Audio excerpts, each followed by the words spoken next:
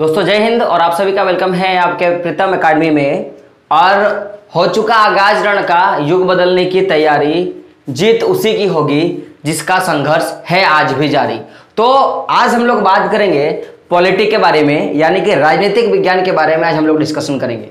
और आज के टॉपिक पे हम लोग सत्ता की जो साझेदारी, जो चैप्टर 1 उसके बारे में हम लोग डिस्कशन करेंगे। तो समझिएगा मेरा बात कि अभी तक जो हम लोगों ने पॉलिटिक्स पिछले जो कुछ दिनों में पढ़ा था, यानी कि पिछले कुछ क्लासों में पढ़ा था, उसमें हम लोगों ने लोकतंत्र की जो यात्रा है उसके बारे में हम लोगों ने क्या किया था, सफर तय किया था।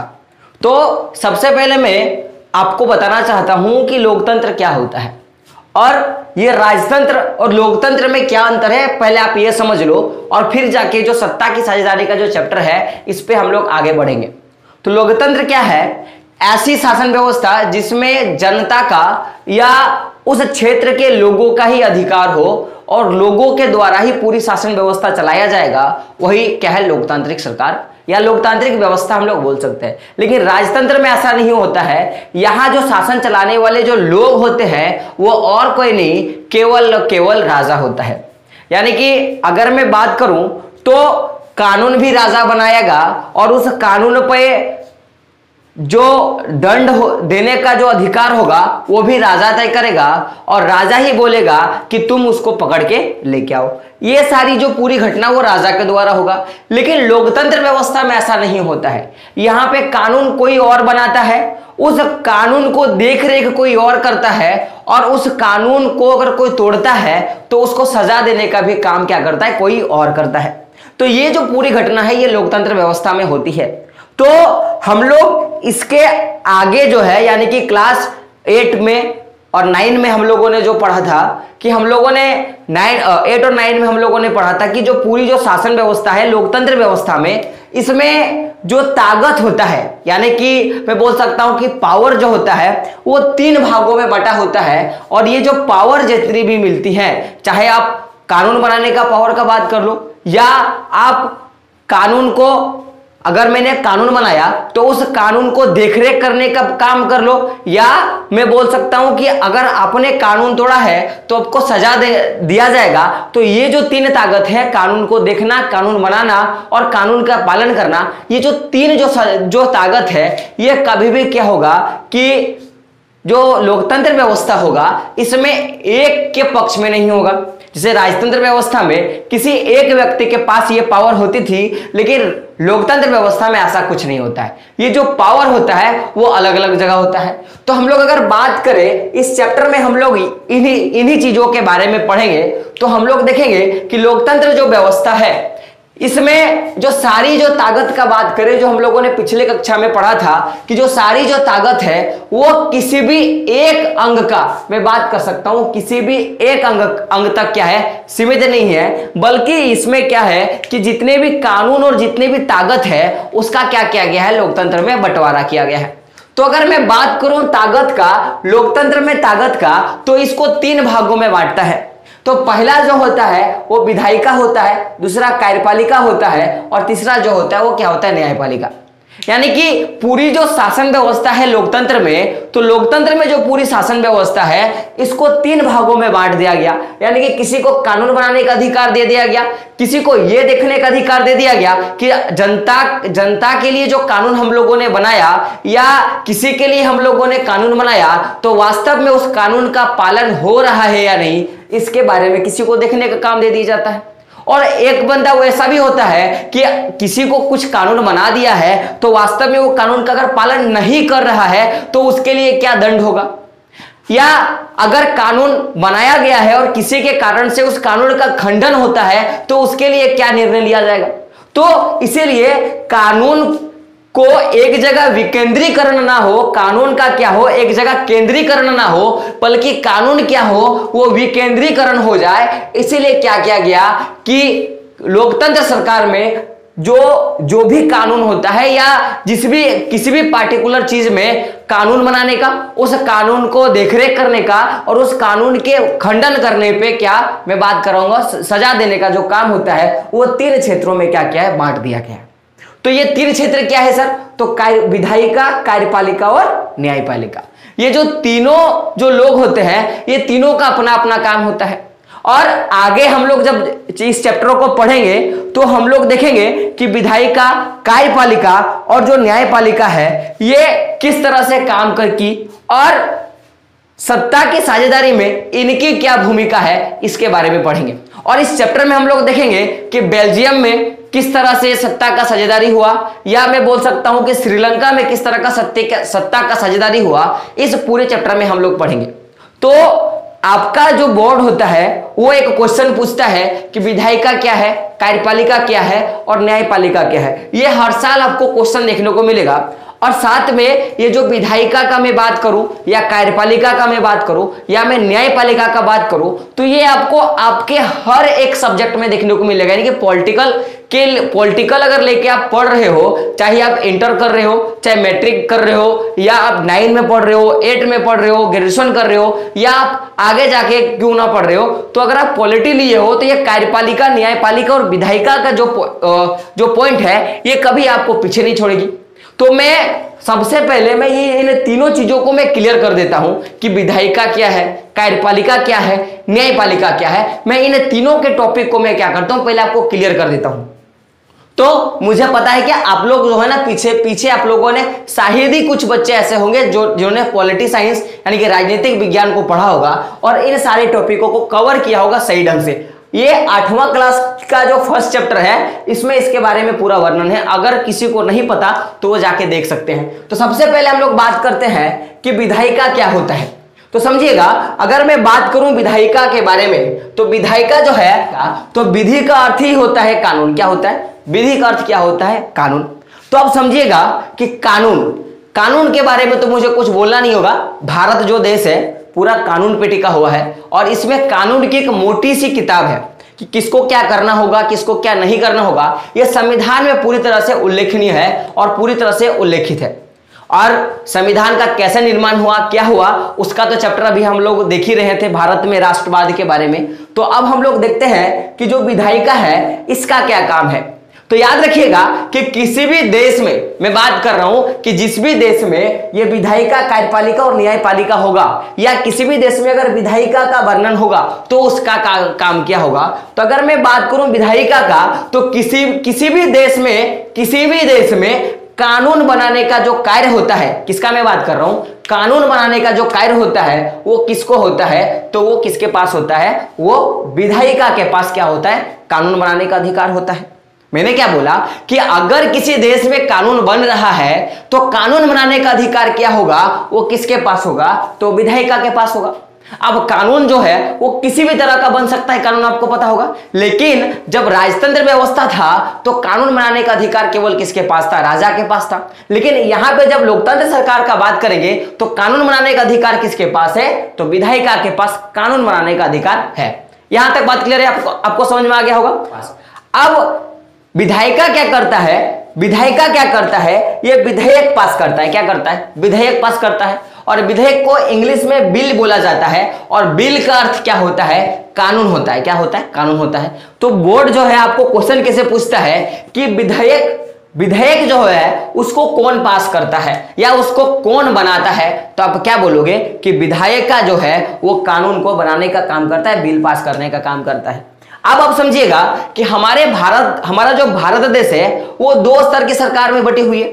यानी कि यहां पे एक राज्य स्तर है और एक दूसरा क्या है, केंद्र स्तर है। तो जब भी कानून का मैं बात करूं तो कानून तो दोनों स्तर के लोग पालन करते होंगे, केंद्र स्तर के भी लोग पालन करते होंगे, राज्य स्तर के भी लोग पालन करते होंगे। लेकिन अगर मैं बात करूं सर कानून बनाने का अधिकार किसको दिया गया है, कि केंद्र स्तर को कानून बनाने का अधिकार है कि राज्य स्तर को कानून बनाने का अधिकार है। तो मैं अगर कानून का बात करूं, अगर मैं विधेयक का बात करूं, बिल का बात करूं, तो बिल जो है वो दोनों स्तर में बन सकता है। वो केंद्र स्तर में भी बिल बन सकता है और साथ में राज्य स्तर में भी बिल बन सकता है।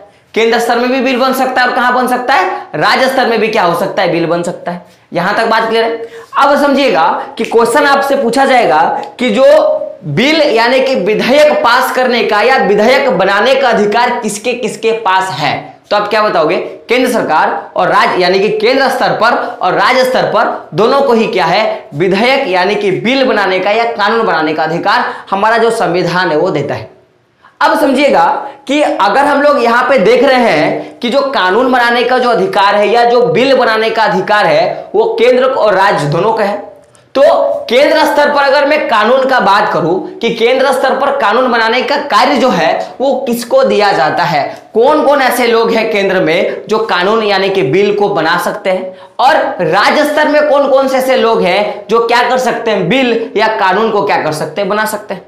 तो समझिएगा अगर मैं बात करूं केंद्र स्तर पर, तो केंद्र स्तर पर जो है वो संसद कौन है, संसद जो है वो कानून को बनाती है।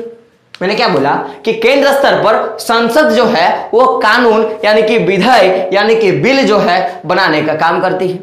अब जो बिल ये कानून होगा वो किसी भी चीज पे हो सकता है, मैं हर बार बोल रहा हूं, चाहे आप शिक्षा के क्षेत्र पे देख लो, चाहे आप सुरक्षा के क्षेत्र पे देख लो, चाहे आप संचार के क्षेत्र में देख लो, चाहे आप परिवहन के क्षेत्र में देख लो, किसी भी क्षेत्र में, खेलकूद के क्षेत्र में, किसी की भी क्षेत्र में कानून बनाने का अधिकार है। और जब आप आगे जाके पढ़ोगे तो कानून जो बनाने का होता है उसमें भी 3 भाग में उसको बांटा गया है, केंद्र सूची, राज्य सूची और समवर्ती की सूची के अंतर्गत। तो उसके बारे में आप आगे जाके पढ़ोगे, लेकिन अभी आपको जानना है विधेयक क्या है, विधायिका क्या है, कार्यपालिका क्या है और न्यायपालिका क्या है, इतना आपको जानना है।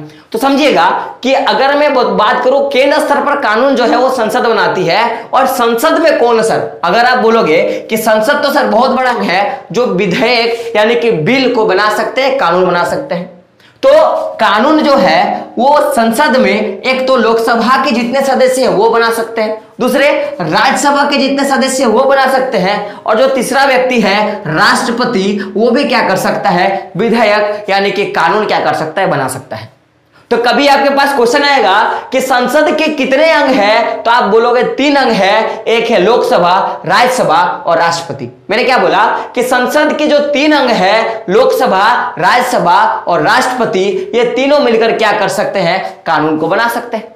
तो हम लोगों ने यहां पे डिस्कशन कर लिया कि केंद्र स्तर पर कानून कौन बनाता है सर। अब हम लोग बात करते हैं कि राज्य स्तर पर कानून जो है वो कौन बनाता है।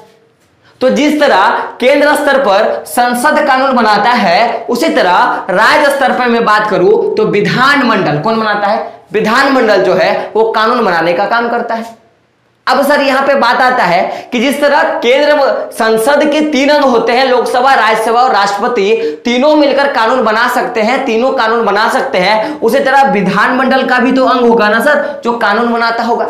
तो हाँ सर, विधानमंडल भी 2 अंगों में बटा हुआ है। एक जो अंग है वो क्या है, विधानसभा, और दूसरा क्या है, विधान पारिषद। क्या है, एक है विधानसभा और दूसरा क्या है, विधान पारिषद। यानी कि विधानसभा के लोग और विधान पारिषद जो है वो दोनों मिलकर क्या कर सकते हैं, कानून बना सकते हैं। तो हम लोगों ने अभी जो चीज देखा कि कानून कौन कौन बना सकता है, हम लोगों ने इसके बारे में देखा। अब ये जो कानून जो है, जैसे कि कुछ कानून जो है वो केंद्र सरकार बनाती है, और कुछ जो कानून होता है वो राज्य सरकार बनाती है, और कुछ जो कानून होता है वो राज्य सरकार और केंद्र सरकार दोनों मिलकर बनाती है। तो इसको सूची में बांटा गया है, केंद्र सूची, राज्य सूची और समवर्ती सूची। ठीक है, तो वो जो है आप ऊपर के क्लास में पढ़ोगे, अभी आपको इतना जानना था। हम लोगों ने इस पे देखा कि विधायिका क्या है, किस पे हम लोगों ने बात कर लिया, विधायिका क्या है। अब हम लोग बात करेंगे कि कार्यपालिका क्या है और न्यायपालिका क्या है, इस पे हम लोग थोड़ा बात कर लेते हैं। हम लोग बात करते हैं कार्यपालिका के बारे में। तो कार्यपालिका क्या होता है, जिस तरह विधायिका किसी विधेयक यानी कि बिल को बनाने का काम करता है, तो विधायिका का वहीं पे काम खत्म हो गया कि वो क्या किया, एक बिल को बनाया। तो अब जो भी बिल बना उस बिल को कानून के रूप में लागू करने का जो काम होता है वो किसका काम होता है, तो वो कार्यपालिका का होता है। यानी कि कार्यपालिका क्या करता है कि किसी भी विधेयक को कानून के हिसाब से लगाने का काम करता है। तो कभी क्वेश्चन आपके पास आएगा कि कार्यपालिका का क्या काम है, तो आप क्या बोलोगे कि किसी भी विधेयक को कार्य पे लगाने का काम किसका है, कार्यपालिका का है। अब आप समझिएगा कि जिस तरह से हम लोगों ने देखा था कि जो पूरा जो व्यवस्था है, हम लोगों ने जब विधायिका को देखा तो कानून बनाने का जो अधिकार था वो केंद्र स्तर पर और राज्य स्तर पर दोनों पे था।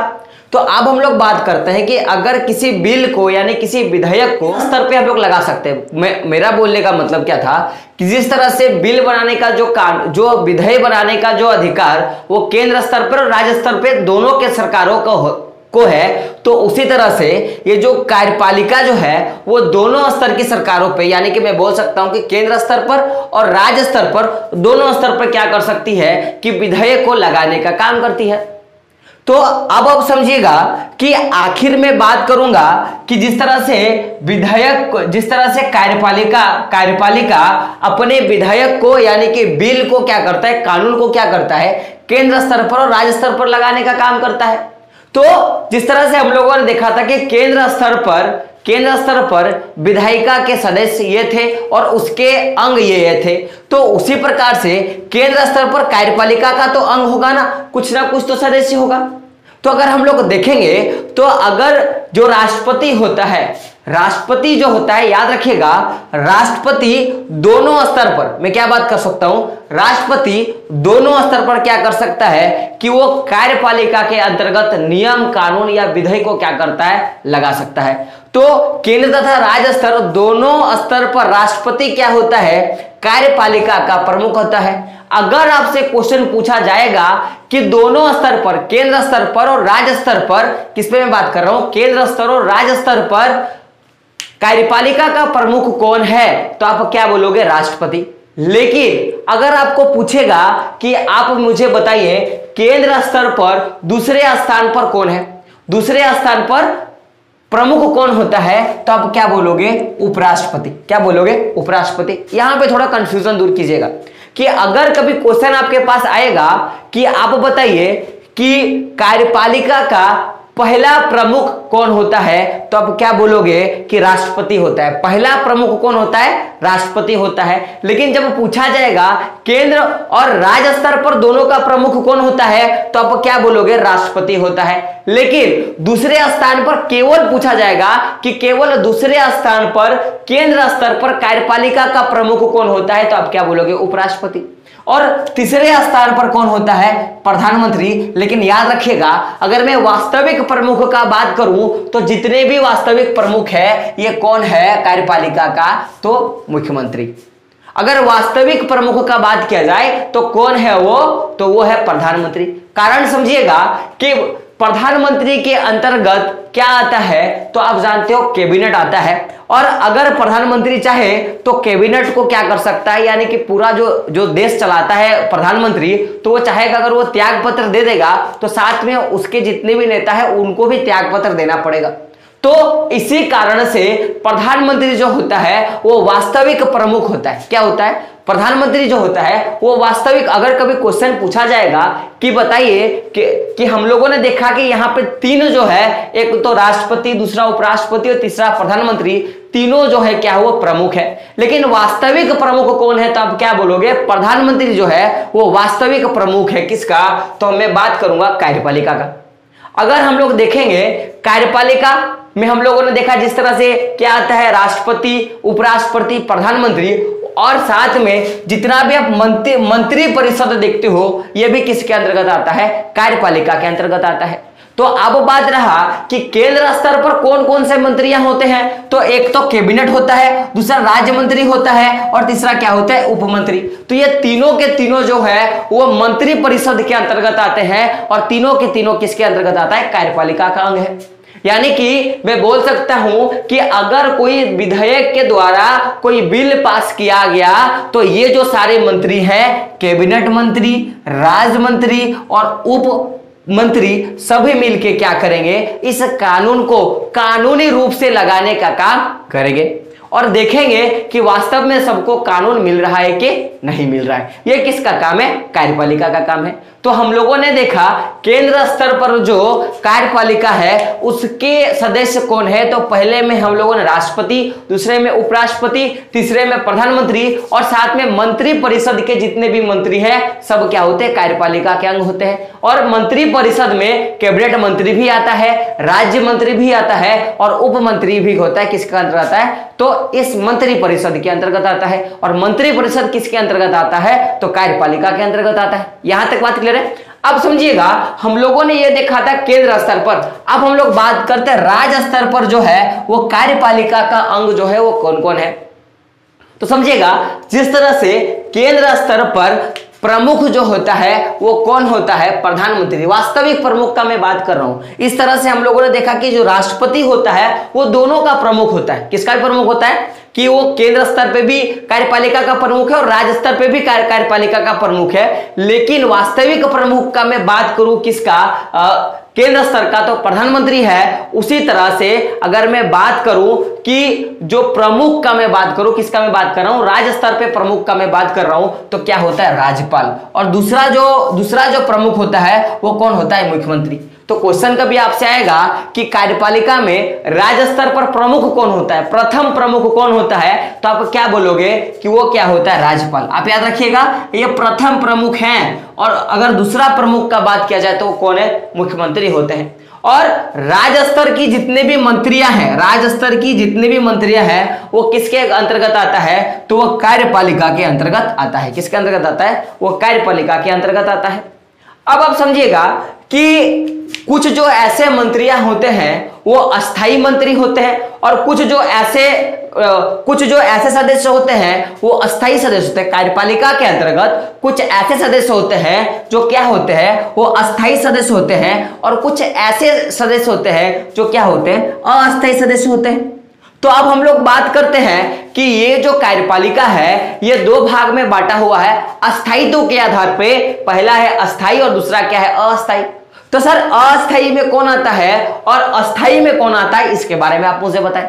तो समझिएगा, अगर मैं बात करूं अस्थाई सदस्य के बारे में कि कार्यपालिका का कौन सा सदस्य जो है वो अस्थाई सदस्य के अंतर्गत आता है, तो ऐसे अधिकारी, मैं क्या बात कर रहा हूं, ऐसे अधिकारी, जितने भी अधिकारी हैं, ऐसे अधिकारी जिनका उम्र जो है 60 या उससे अधिक वर्ष का हो गया है, वो सभी किसी ना किसी पद पे क्या कर सकते हैं? कार्यपालिका के अंतर्गत वो नियुक्त किया जा सकता है। ऐसे अधिकारी जिनका उम्र 60 वर्ष से अधिक हो गया है वो कार्यपालिका के अंतर्गत किसी ना किसी पद पे क्या किया जा सकता है? नियुक्त किया जा सकता है। और ये सारे जो अधिकारी हैं ये सभी क्या होंगे? अस्थाई सदस्य होते हैं। कार्यपालिका का क्या होते हैं? अस्थाई सदस्य होते हैं। यानी कि ये जब तक कार्यपालिका रहेगी तब तक ये रहेंगे, ये अपने इच्छा से क्या कर सकते हैं? तब तक ये रह सकते हैं। अब जैसे मैं अगर बात करूं तो इसमें जो होते हैं जितने भी सरकारी अधिकारी होते हैं, जितने भी आप आईएएस और आईपीएस का बात करते हो सभी होता है। और जैसे मैं अगर बात करूं तो आपने सचिव का नाम सुना होगा। सचिव क्या होते हैं? कार्यपालिका के अस्थाई सदस्य होते हैं। तो अगर आपसे से क्वेश्चन पूछा जाएगा कि सचिव अस्थाई सदस्य में आते हैं कि अस्थाई सदस्य में आते हैं कार्यपालिका के अंतर्गत, तो आप क्या बताओगे? ये अस्थाई सदस्य के अंतर्गत आते हैं। अब हम लोग बात करते हैं अस्थायी सदस्य का। तो अस्थायी सदस्य में इसको 5 साल के लिए चुना जाता है। याद रखिएगा कितना साल के लिए? 5 साल के लिए चुना जाता है। तो क्वेश्चन आपके पास आता है कि कार्यपालिका के जो अस्थायी सदस्य हैं उनको कितने साल के लिए चुना जाता है? तो 5 साल। यानी कि 5 साल तक ये कार्यपालिका के अंतर्गत काम करेंगे और फिर ये क्या हो जाएंगे? रिटायर्ड हो जाएंगे। क्या हो जाएंगे? रिटायर्ड हो जाएंगे। तो जो 5 साल के लिए क्या होता है? जो चुना जाता है किसको? अस्थायी सदस्य को। और मैं बात करूं इसमें कौन कौन आते हैं, जैसे इसमें अगर मैंने बात किया था अस्थायी सदस्य में, तो सभी सरकारी अधिकारी आते हैं। इसमें आप याद रखिएगा राष्ट्रपति, प्रधानमंत्री और जितने भी अन्य जो मंत्री हैं वो सभी किसके अंतर्गत आते हैं? तो वो सभी अस्थायी सदस्य के अंतर्गत आते हैं। किसके अंतर्गत? कार्यपालिका के अंतर्गत। तो हम लोगों ने देखा कि जो कार्यपालिका होता है वो किसी भी विधेयक को लागू करने का काम करता है और ये दोनों स्तर पर, केंद्र और राज्य स्तर दोनों स्तर पर क्या करता है? ये कानून को या फिर लगाने का काम करता है। अब कार्यपालिका का अगर केंद्र स्तर पर बात करूं तो केंद्र स्तर पर प्रथम प्रमुख जो होता है वो राष्ट्रपति होता है और राष्ट्रपति साथ साथ में राज्य स्तर पे भी क्या होता है? प्रमुख होता है। जैसे बोलने का मतलब है कि अगर राज्य स्तर पर अगर राज्यपाल और मुख्यमंत्री नहीं है या ये किसी काम को क्या कर रहे हैं? मना कर रहे हैं, लेकिन राष्ट्रपति बोल रहा है कि नहीं होना चाहिए, तो फिर वो नियम जो है वो ऑटोमेटिकली लागू हो जाएगा। तो केंद्र स्तर पर राज्यपाल जो राष्ट्रपति है वो प्रमुख होता है, दूसरे स्थान पर उपराष्ट्रपति और तीसरे स्थान पर प्रधानमंत्री। लेकिन वास्तविक जो प्रमुख होता है वो कौन होता है? प्रधानमंत्री होता है। और साथ में जितने भी मंत्री परिषद आते हैं वो कार्यपालिका के क्या है? हिस्सा है, वो कार्यपालिका के अंग है केंद्र स्तर पर। और ये जो मंत्री परिषद वो 3 प्रकार के हैं हमारे भारत में, कैबिनेट मंत्री, राज्य मंत्री और उप मंत्रियां। तो अगर मैं बात करूं राज्य स्तर पर तो इसका प्रमुख कौन है? राज्यपाल, और ये प्रथम प्रमुख है। अगर मैं इधर का मैं बात करूं ये तो है कौन है? राष्ट्रपति तो है, और दूसरा प्रमुख बात करूं तो मुख्यमंत्री है। अब ये जो पूरा जो केंद्र स्तर पे बात करो या राज्य स्तर पे बात करूं तो कार्यपालिका अस्थायित्व के आधार पे दो भाग में बांटा गया है, एक अस्थायी दूसरा अस्थायी। तो जितने भी सरकारी ऑफिसर जिनका उम्र 60 साल से अधिक का है उसको क्या किया जा सकता है, उसको किसी भी अस्थायी पद पे रखा जा सकता है।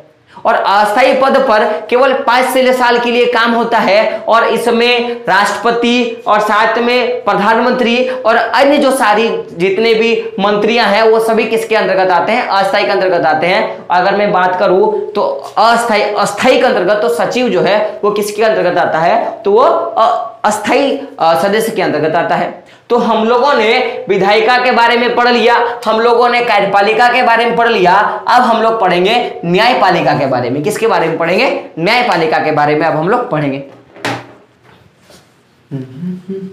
तो जिस तरह से विधायिका कोई कानून बनाता है, कार्यपालिका उस कानून को सही ढंग से लगाने का काम करता है, और न्यायपालिका क्या करता है कि जो भी कानून लगा भाई तो उस कानून को व्यवस्थित रूप से, या मैं बोलूंगा कि कानून की व्यवस्था को व्यवस्थित रूप से क्या करता है? चलाने का कार्य करता है।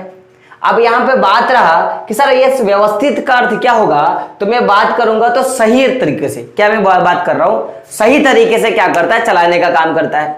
जिस तरह से अगर आपके घर में कोई प्रोग्राम हो रहा होगा तो आपके पापा क्या करते हैं कि पहले बोलते हैं कि ऐसे ऐसे ऐसे काम करना है, और आप लोग क्या करते हो कि जिस तरह से पापा बोला कि ऐसे ऐसे करना है, आप वो सारे काम करते हो। कार्यपालिका के अंतर्गत आपने सारे काम किया, और आपके पापा की जो पापा है यानी कि आपके जो दादाजी हैं वो क्या करते हैं? देखने का काम करते हैं, तुमने गलत किया है, तुमको आज मार खाना है।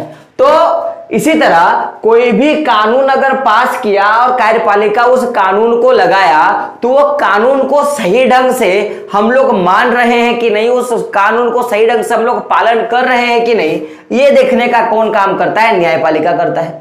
तथा हम लोग जो भी कानून का उल्लंघन कर रहे हैं, कोई भी कानून बना कि आपको ये काम नहीं करना है, आपको ऐसा नहीं करना है, और हमने वही कर दिया, तो अगर हम लोगों ने कानून का उल्लंघन किया तो उल्लंघन करने पर हमें क्या दिया जाएगा? दंड दिया जाएगा। यानी हम लोग बोल सकते हैं कि सही हम लोग को क्या दिया जाएगा? सजा दिया जाएगा। और यह भी सजा देने का जो काम है वो कौन काम करता है? न्यायपालिका करता है। यानी कि मैं बोल सकता हूं कि आप बोला गया है कि आप किसी की जान नहीं ले सकते हो।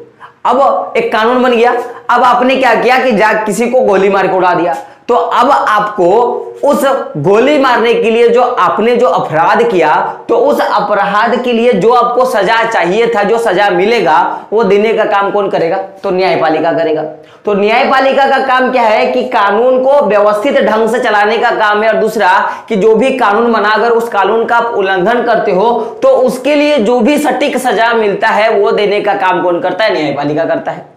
अब जब इतना सारा काम इसको दे दिया गया तो संविधान में एक जगह वर्णन कर दिया गया कि जो हमारा देश की जो न्यायपालिका है, हमारे देश की जो न्यायपालिका है वो स्वतंत्र रूप है। क्या है? वो स्वतंत्र है। वो स्वतंत्र है, वो कानून के हिसाब से स्वतंत्र है। उस पे किसी भी तरह से ना केंद्र सरकार अपना क्या बोल सकते हैं, दबाव डाल सकती है, ना राज्य सरकार दबाव डाल सकती है। कानून क्या है, यानी कि ये जो न्यायालय है वो क्या है? स्वतंत्र है। क्या है? वो स्वतंत्र है, और साथ में ये निष्पक्ष रूप से क्या करती है? कार्य करती है। तो क्वेश्चन आपसे पूछा जाएगा कि आप बताइए कि कार्यपालिका, न्यायपालिका और विधायिका जो है इसमें स्वतंत्र कौन है? तो आप क्या बोलोगे कि जो न्यायपालिका है वो स्वतंत्र है। कारण क्या है कि अगर मान लो कि आपने कोई गलती करी, आपने बहुत बड़ा कोई गलती कर दिया, और आपके जो घर के कोई रिश्तेदार है वो राज्य सरकार में बोल सकता हूं कि कोई कैबिनेट मंत्री है, तो प्रेशर डाल सकता है ना, ऑटोमेटिकली प्रेशर डाल सकता है कि उसको सजा कम कर दो, तो ये कम कर देगा। तो फिर अगर ऐसा हुआ तो जो पूरी राज्य व्यवस्था है वो तो पूरा डगमगा जाएगा ना। तो इसी तरह इसीलिए क्या किया गया है कि जो हमारा न्यायपालिका है उसको स्वतंत्र रखा गया है और उसको निष्पक्ष रखा गया है कि आप अपने पक्ष के आधार पे, किसी का पक्ष नहीं लोगे, अपने पक्ष के आधार पे क्या करोगे? आप काम करोगे। यहां तक बात क्लियर है? अब समझिएगा कि न्यायपालिका जो है इसको 3 भाग में बांटा गया है। कितना भाग में बांटा गया है? इसको टोटल 3 भाग में बांटा गया है। तो सबसे नीचे से मैं शुरू करता हूं। सबसे नीचे अगर मैं बात करूं तो जिला या अस्तर न्यायालय है जिसको हम लोग डिस्ट्रिक्ट कोर्ट बोलते हैं। जस्ट उसके एक ऊपर में उच्चतर न्यायालय है जिसको हम लोग हाई कोर्ट बोलते हैं, और उसके ऊपर एक न्यायालय है जो सबसे उच्च न्यायालय कहलाता है जिसको हम लोग सर्वोच्च न्यायालय बोलते हैं। एक क्या है? सुप्रीम कोर्ट है। तो हमारे देश में न्यायपालिका स्वतंत्र है और न्यायपालिका को 3 भाग में बांट दिया गया है। एक मैं बोल सकता हूं हाई कोर्ट, दूसरा एक सुप्रीम कोर्ट, दूसरा हाई कोर्ट और तीसरा क्या है? District court. तो अगर आपने कोई अपराध किया तो सबसे पहले जो सुनवाई होगा वो जिला या स्तर का जो न्यायालय है उस पर सुनवाई होगा और उसको लोग डिस्ट्रिक्ट कोर्ट बोलते हैं। अब मान लो कि आपने क्या किया कि यहां पे आपने क्या किया कि आपने कोई भी काम किया, यानी कि मैं बोल सकता हूं कि आपने कोई भी अपराध किया और जिला वाला बोला कि मैं इसका फैसला नहीं कर सकता हूं, तो फिर ये आपका जो रिपोर्ट है या आपका जो फैसला है वो अब कौन करेगा? उच्च स्तर का जो न्यायालय है यानी कि हाई कोर्ट करेगा। अब हाईकोर्ट वाला ने निर्णय ले लिया। अब हाईकोर्ट वाला क्या किया? निर्णय ले लिया कि आप अपराधी हो, लेकिन आप क्या हो कि हाईकोर्ट का जो फैसला आया उससे आप संतुष्ट नहीं हो। तो आप क्या कर सकते हो कि अपना फैसला को लेके आप जो सबसे ऊपरी जो न्यायालय है यानी कि सुप्रीम कोर्ट, उस पे जाके आप अपील कर सकते हो कि हाई कोर्ट के द्वारा क्या हुआ है कि मेरा जो फैसला किया गया वो गलत किया गया है। मैंने क्या बोला कि आपने कोई कांड कर दिया तो उसके लिए सबसे पहले जिला स्तर पे आपका क्या किया जाएगा? मुकदमा चलाया जाएगा। और जिला स्तर पे बोल दिया कि मेरे बस का बात नहीं है, मैं ये नहीं कर पाऊंगा, तो आपका जो मुकदमा है वो ऑटोमेटिकली कहां चला जाएगा? हाई कोर्ट पे चला जाएगा। और हाई कोर्ट क्या करता है कि आपको सुनवाई कर देता है। अब जब सुनवाई कर दिया और आपको पसंद नहीं है, यानी कि आपने वो कांड किया ही नहीं और गलती से आपको सुनवाई कर दिया कि आप दोषी हो, तो आप क्या कर सकते हो? अपने आपको दोषी निर्दोष साबित करने के लिए आप क्या कर सकते हो? सुप्रीम कोर्ट में अपील कर सकते हो। और सुप्रीम कोर्ट फिर क्या करेगा? आपके बातों को देखेगा, परखेगा और दोनों न्यायालय के द्वारा जो भी जजमेंट दिया गया उसको देखेगा और आपके गवाहों को देखेगा, फिर निर्णय करेगा कि आप सही हो कि गलत हो। यानी कि हम लोग बोल सकते हैं कि कोई भी व्यक्ति अगर उसको अपना फैसला पसंद नहीं है तो वो हाई कोर्ट में, यानी कि मैं बोल सकता हूं कि सबसे उच्च स्तरीय जो सर्वोच्च न्यायालय है उसमें क्या कर सकता है? अपील कर सकता है। तो अभी तक हम लोगों ने विधायिका के बारे में, कार्यपालिका के बारे में और न्यायपालिका के बारे में देख लिया, यानी कि पीछे क्लास का जो टॉपिक था उसको हम लोगों ने पूरे ढंग से कंप्लीट कर दिया। अब हम लोग देखेंगे सत्ता की साझेदारी के बारे में देखेंगे, यानी कि जो पूरी जो सत्ता थी उसको कैसे बांटा गया है। तो इसमें हम लोग 2 देश के बारे में देखेंगे। एक जो देश है वो हम लोग बेल्जियम के बारे में, दूसरा देखेंगे श्रीलंका के बारे में कि यहाँ पे सत्ता का साझेदारी किस तरह से हुआ, और फिर हम लोग देखेंगे कि सत्ता के साझेदारी क्यों जरूरी है। तो ये एक इंट्रोडक्शन क्लास था। आई होप आज का इंट्रोडक्शन आपको अच्छा लगा होगा। तो उससे पहले जो लोग चैनल पे नए हैं, क्या करना है? प्रीतम एकेडमी को सब्सक्राइब कर लेना है और उन सभी भाइयों तक चैनल को फॉरवर्ड करना है या शेयर करना है जो लोग पॉलिटी का क्लास यानी कि राजनीतिक विज्ञान का क्लास लेना चाहते हैं। और कमेंट बॉक्स में बताइएगा कि आज का क्लास कैसे लगा। तो मिलते हैं अगले वीडियो में, तब तक के लिए जय हिंद, जय भारत और आपका दिन शुभ हो।